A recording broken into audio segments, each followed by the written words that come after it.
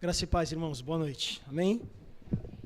Como diria o pastor Silas, hoje é meu aniversário, eu vou pagar churrasco para todo mundo. Você põe os R$4 aqui na minha mão e eu vou lá e pago para você. Um espetinho. Mas eu queria que você abrisse a sua Bíblia em Neemias, capítulo 6.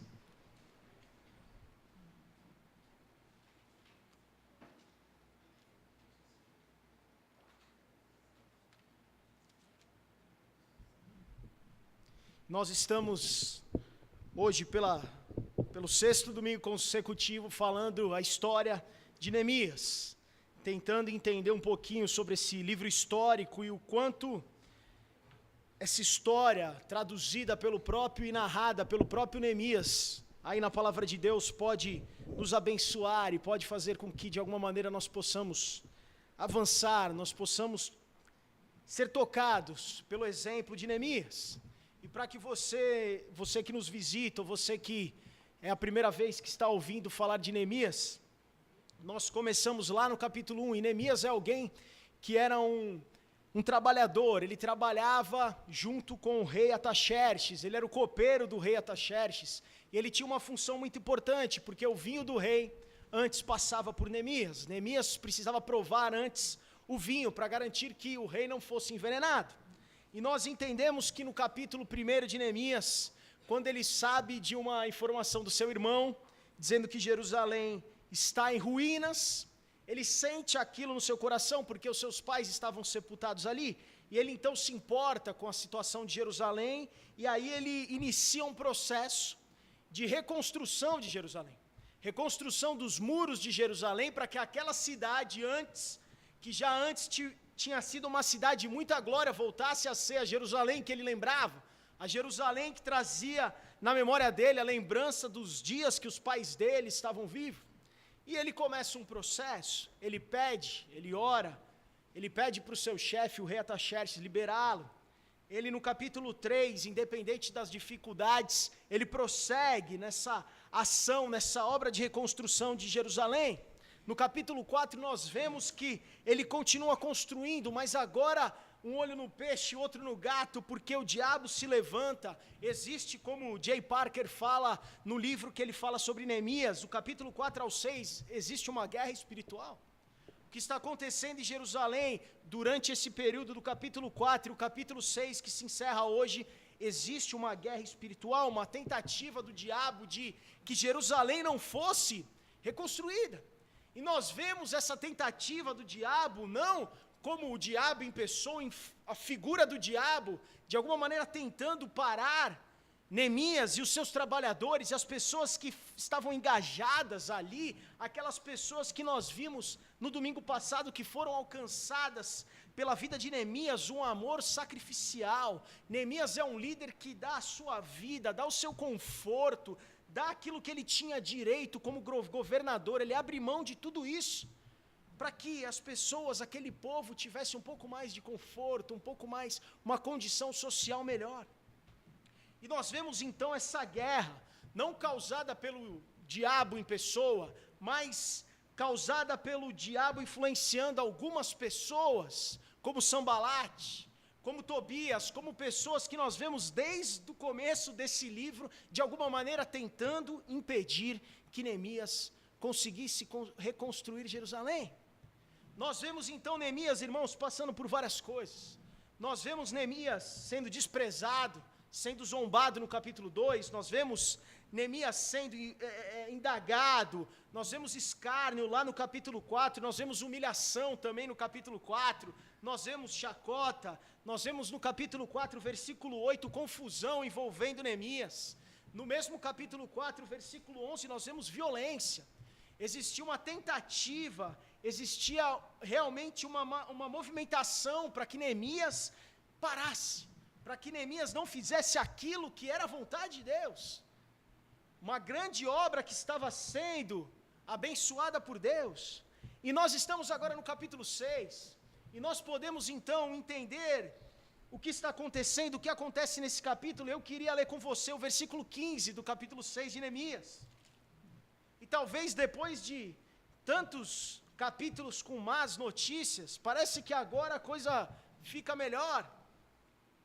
O versículo 15 do capítulo 6 de Neemias diz o seguinte: o muro ficou pronto no dia 25 de Elul, em 52 dias.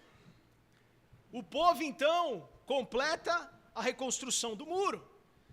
Ainda faltava restaurar as portas e fortalecer um pouco esses muros, mas depois de 52 dias, como diz o capítulo 6, o versículo 15, os muros estavam feitos. Independente de todas essas confusões, violência, desprezo, zombaria, Neemias consegue, junto com seus trabalhadores, reconstruir o muro. Parece então que nós chegamos a um final feliz, e na verdade não, porque o inimigo então decide concentrar os seus ataques especificamente na pessoa de Neemias. Neemias era um bom líder, Neemias era alguém que conseguia motivar o seu povo, os seus trabalhadores.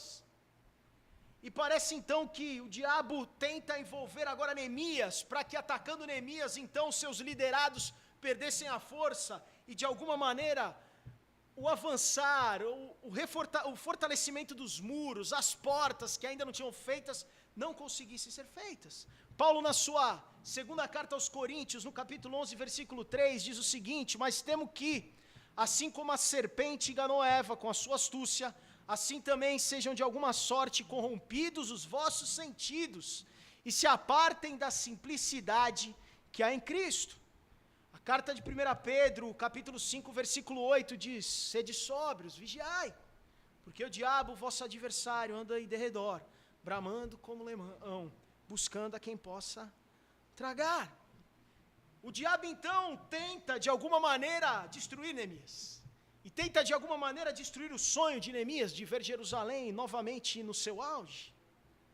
O maior propósito do inimigo então, irmãos, era colocar medo no coração de Neemias. E se ele conseguisse colocar medo no coração de Neemias, ele conseguiria colocar medo no coração dos trabalhadores, daquelas pessoas que estavam ajudando Neemias. E quais eram as mentiras, quais eram as situações que estavam sendo colocadas pelo diabo, para que Neemias fosse abalado? A primeira delas está em Neemias 6, do versículo 1 a 4, vamos ler.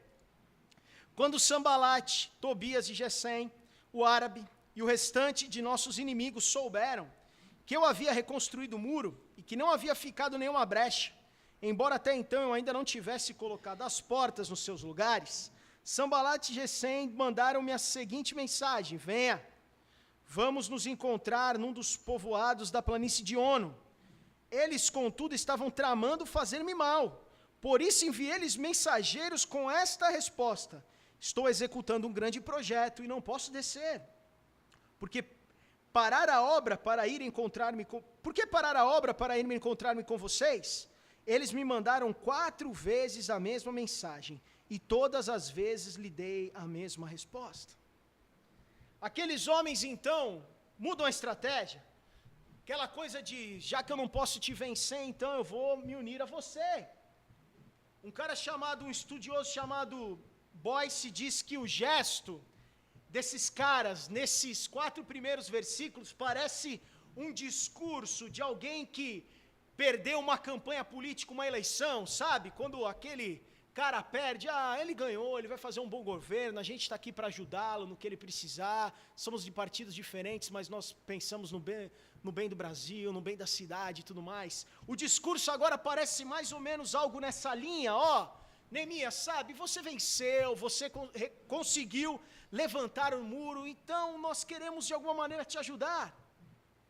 E esse reconhecimento do sucesso a Neemias foi algo lisonjeiro, esse convite para se reunir entre Jerusalém, onde estava Neemias, e Samaria, onde estava Sambalate, no meio do caminho, nesse lugar chamado Ono, era algo que pareceu até atraente, soou bem cativante, soou até vantajoso. Neemias poderia pensar, esses caras que estão me torrando a paciência há dias, querendo atrapalhar, agora eles estão oferecendo ajuda. Mas nós vemos que nesse texto, Neemias mesmo já tem a sacada e fala, eles querem me fazer mal.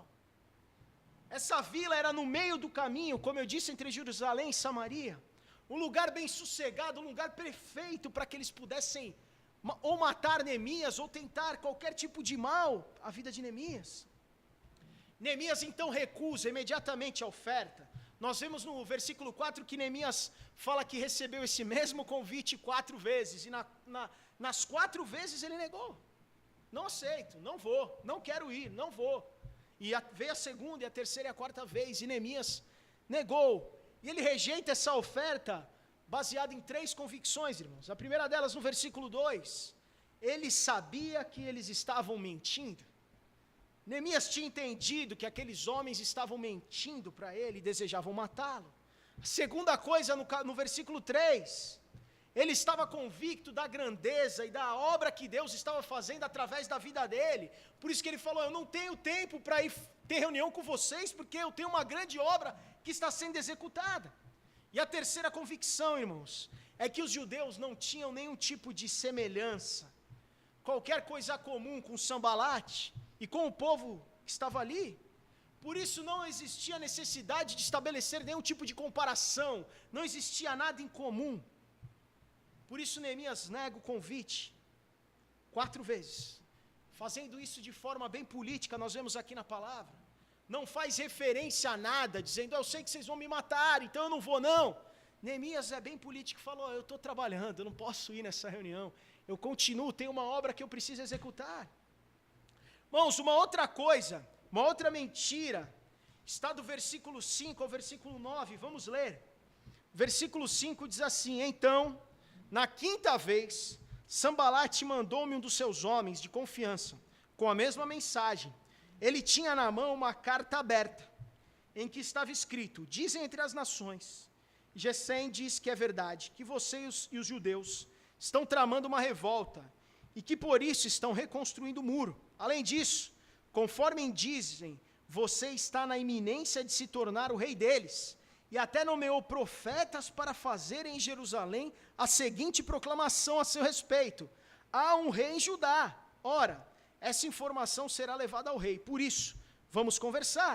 Versículo 8, eu lhe mandei esta resposta, nada disso que você diz está acontecendo, é pura invenção sua. Estavam todos tentando intimidar-nos, pensando, eles serão enfraquecidos e não concluirão a obra.